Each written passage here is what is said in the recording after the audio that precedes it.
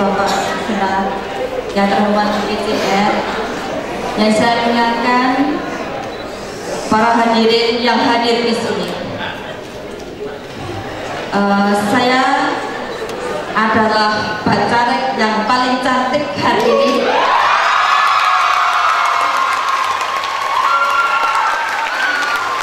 Yang tidak ada perempuannya selain saya.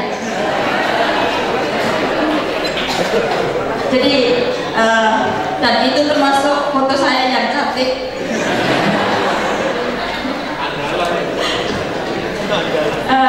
Tadi kita sudah mendengarkan dua presentasi sebelumnya, yaitu Profesor Herman Sasongko dan Dr. Renat Triwikantoro, yang semuanya satu alumni dengan saya, yaitu alumni DAAD.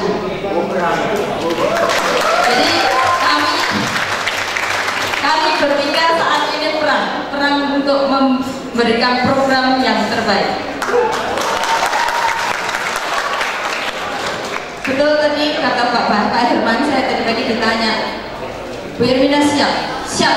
Kalau tidak di sini, kalau saya tidak siap, saya tidak akan di sini.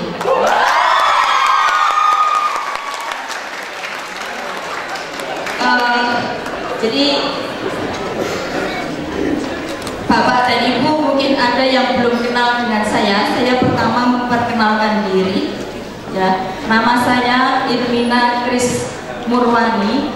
Jadi saya dari jurusan Kimia FMIPA.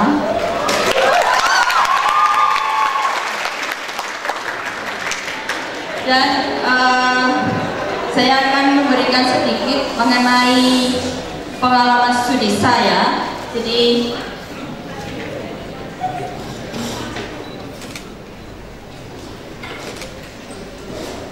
Jadi saya S1 Kimia FMIPA ITS angkatan pertama.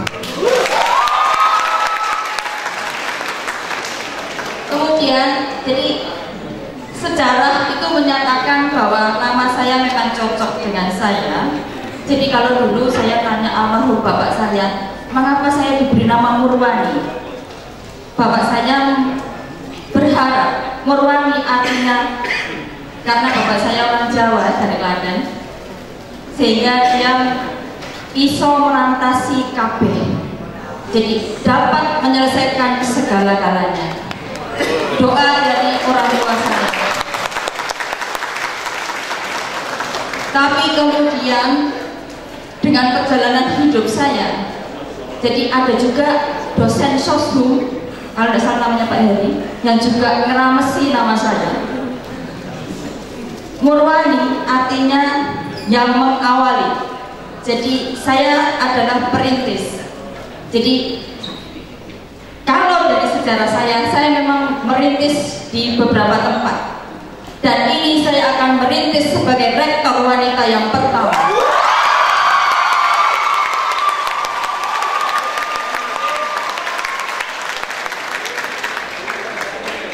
Jadi saya S2 Kimia Anorganik MIPA. Saya juga angkatan pertama pada saat bidang kimia anorganik di UGM dibuka.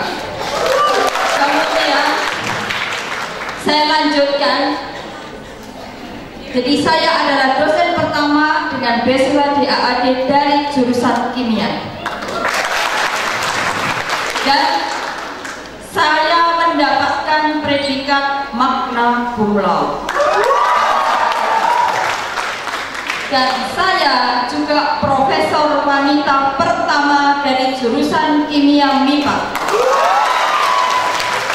yang saya peroleh tahun 2011. Karena ITS sudah memberikan saya banyak, sampai saya dapat kemana-mana ke luar negeri. Jadi ada beberapa benua sudah saya jelajahi, itu semua berkat ITS. Karena dengan ITS saya dikirim ke Jerman. Saya dapat presentasi ke Amerika, ke Jepang, ke Prancis, ke Italia. Hanya Afrika dan Australia saya belum pernah. Oleh karena itu, saya berdiri di sini.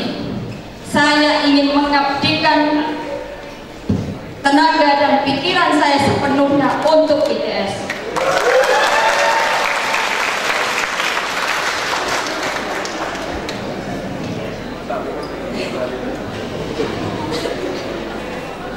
Dan berikutnya, saya juga menjabat sebagai ini pengalaman yang saya kerjakan di ITS sebagai Kepala Laboratorium Kimia Anorganik jurusan Kimia. Kemudian, dan ini juga yang pertama, Sekretaris Program Pasca Sarjana Kimia FMIPA. Jadi saya termasuk yang merintis hingga terbukanya program Pasca Sarjana Kimia FMIPA. Kemudian sebagai Kepala Laboratorium Lingkungan PPLH ITS, saya juga Kepala Laboratorium Kimia Lingkungan PPLH yang pertama. Dan berikutnya, Kepala Pusat Hak Cipta BP2KI, yang BP2KI sekarang sudah tidak ada ya, karena hanya berumur 2 tahun. Saya juga yang pertama sebagai Kepala Pusat Hak Cipta BP2KI. Nah, sekarang saya mulai tahun 2014 adalah Koordinator Pusat Paten dan Kekayaan Industri LPMP2KI ITS. Mungkin bapak-bapak dan ibu belum tahu singkatan LPMP2KI. Saya perkenalkan sekalian, Lembaga Penjamin Mutu Perlindungan Kekayaan Intelektual ITS. Jadi, dan saya adalah yang pertama menjabat di situ, karena LPMP2KI baru tahun ini ada. Jadi saya memang diciptakan sesuai dengan nama saya. Saya adalah perintis. Jadi yang mengawali. Kalau yang mengawali berarti saya sering mendapatkan tantangan. Kalau meneruskan mungkin tantangannya tidak terlalu berat. Tetapi kalau yang awal itu pasti harus membuka hutan yang masih belantara menjadi jalan yang terbuka dan mudah untuk dilewati.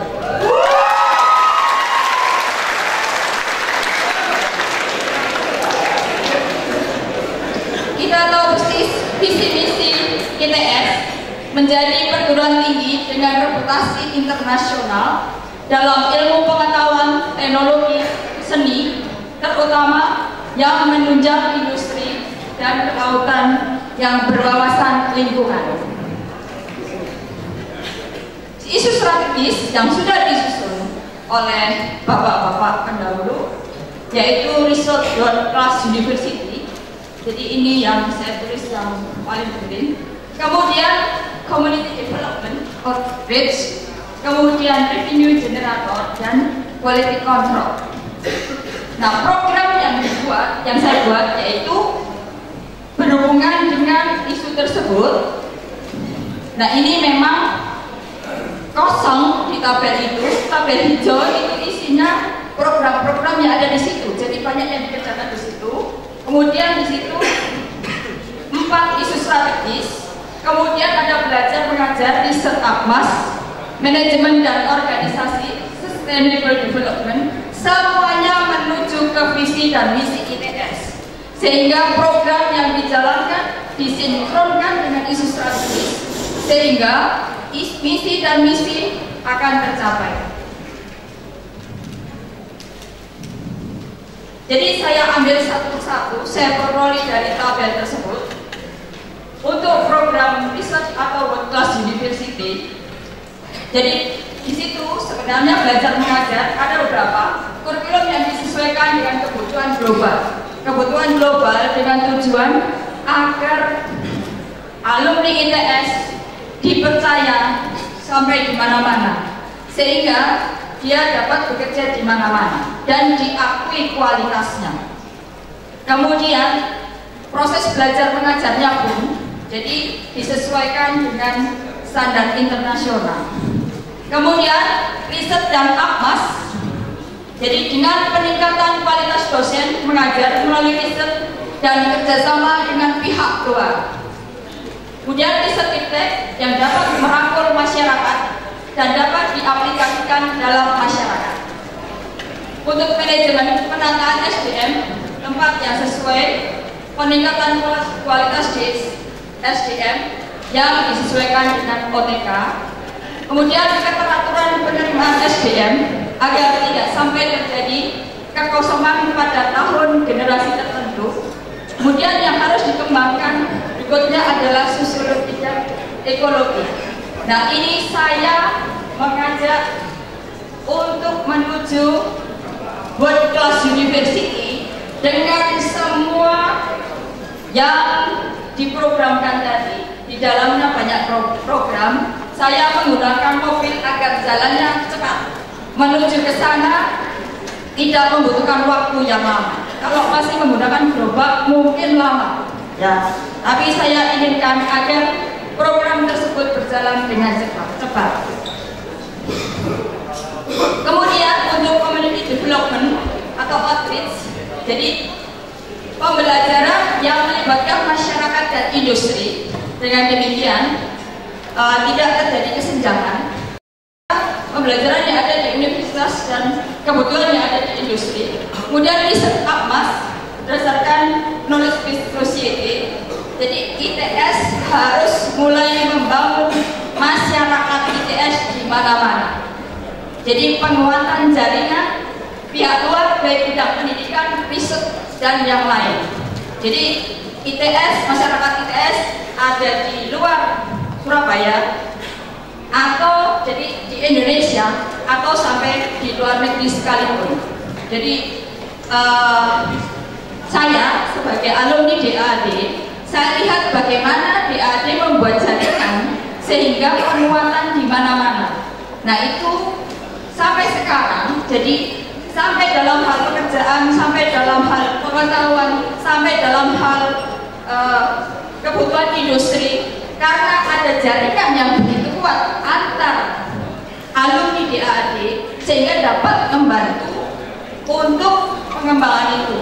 Nah, di sini kalau masyarakat ITS ada di mana-mana dan jaringan itu dapat dipakai, maka ITS menjadi berkembang dan lebih dikenal oleh dunia. Kemudian kita tidak dapat memisahkan science dan apply. Jadi seperti tadi sudah diutarakan oleh Profesor Herman, science harus mendasari yang ada, baru kemudian apply-nya, sehingga tidak dapat dipisahkan antara MIPA dan engineering.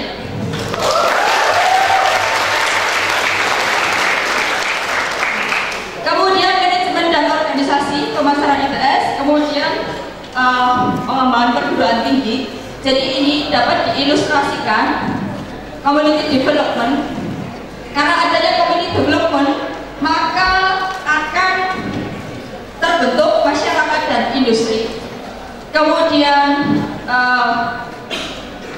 pembentukan berdasarkan knowledge base, kemudian penggabungan jadi kerjasama antara sains dan apply, kemudian pemasaran ITS sehingga ITS dapat dikenal di mana-mana.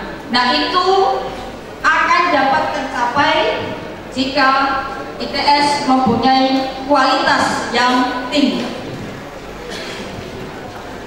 Kemudian program berikutnya itu sengaja saya beri tanda karena itu yang penting dan pemimpin ITS harus berani melaksanakan itu.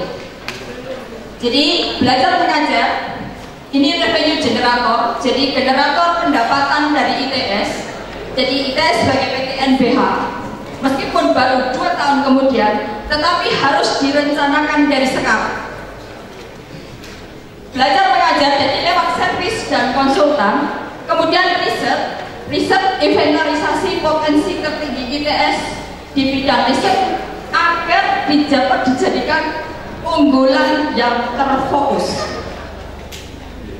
dan mempunyai nilai intellectual property yang tinggi.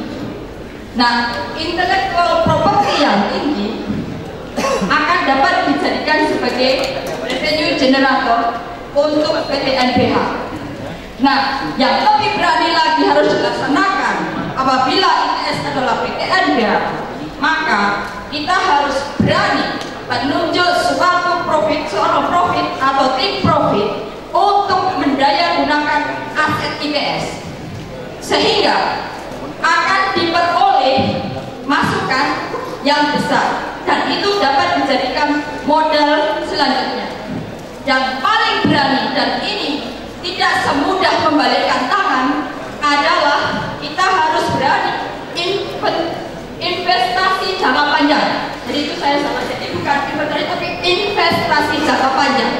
Kalau investasi jangka panjang, jadi yang menikmati bukan yang merencanakan atau memulai, tetapi yang menikmati adalah generasi ITS yang akan datang. Dan itu perlu keberanian untuk memulai, agar ITS punya modal yang dapat digunakan untuk program berikutnya.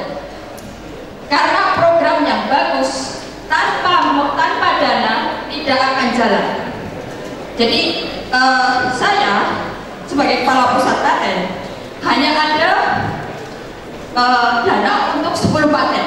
Padahal target harus lebih dari itu supaya akreditasi ITS menjadi tinggi. Nah, itu tanpa dana tidak mungkin jalan. Karena itu kalau hanya mengandalkan dana dari APBN, kita tidak akan dapat maju dengan besar. Karena apa? Jadi saya punya prinsip, kalau kita punya jatah sedikit, jangan yang sedikit itu diirit-irit sehingga dapatnya sedikit. Tetapi saya punya prinsip, kalau jatahnya sedikit, kita harus bekerja keras supaya mendapatkan masukan yang lebih banyak. Kalau mendapatkan masukan yang lebih banyak, akhirnya pola hidup kita tidak akan menurun karena yang diirit-irit tadi. Nah, itu perlu memang kerja keras bersama-sama dari seluruh komponen yang ada di ITS. Kemudian pengembangan ekonomi. Nah, ini jadi untuk revenue generator, jadi dari belajar mengajar, dapat servis dan consulting, kita akan dapatkan masukan. Kemudian riset dan ampas, apabila riset dan ampas itu bagus, maka risetnya bagus, jurnal keluar, paten akan keluar. Kalau paten keluar, kita dapat mencetak duit yang banyak.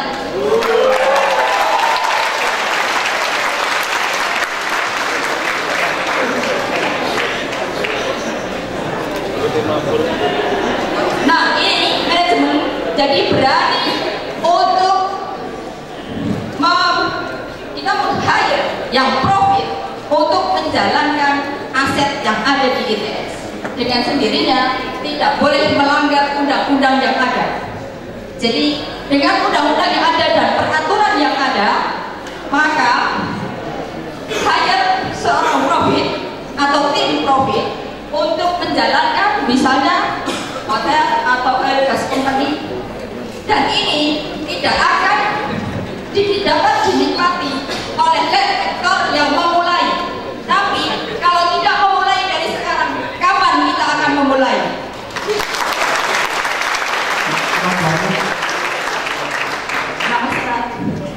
Sehingga ekonomi naik, kemudian program quality control. Jadi dengan sendirinya menurut aturan yang ada, quality control seperti polisi, kalau memenuhi oke, jalan, kalau tidak memenuhi tidak boleh.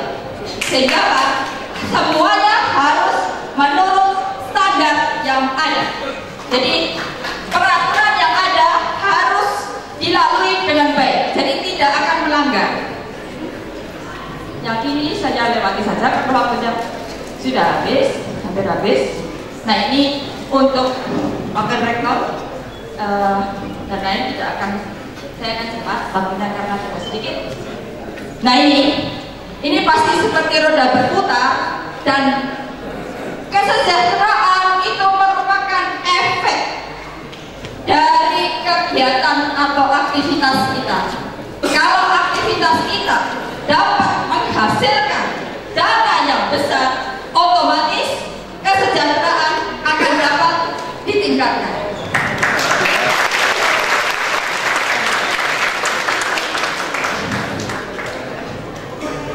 Nah, ini juga foto saya yang paling cantik. Karena saya orang Jawa ya, jadi itu pakai kebaya. Belum. Ibu saya dari Solo. Jadi ITS maju bersama dengan Profesor Irmina dan tim, dengan seluruh komponen ITS yang aktif. Dan kami punya planning untuk membawa ITS maju selangkah demi selangkah yang diperhitungkan di kancah nasional dan internasional.